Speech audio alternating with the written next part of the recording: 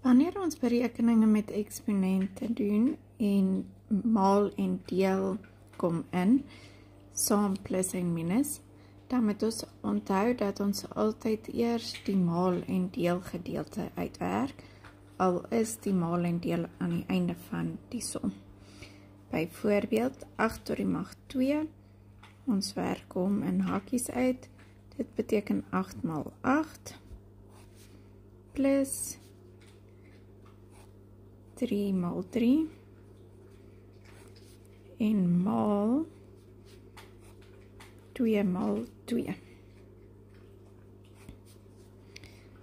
8 maal 8 is 64, plus 3 maal 3 is 9, maal 4. Ek sit my 9 maal 4 in hakies, want ek weet ek moet eers my maal uitwerk in die som. So dit gaan wees 64, plus 9 maal 4 is 36.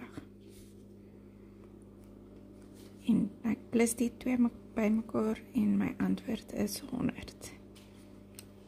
En dit is die belangrike deel van maal en deel. Met enige berekeninge moet dit heel eerste uitgewerk word.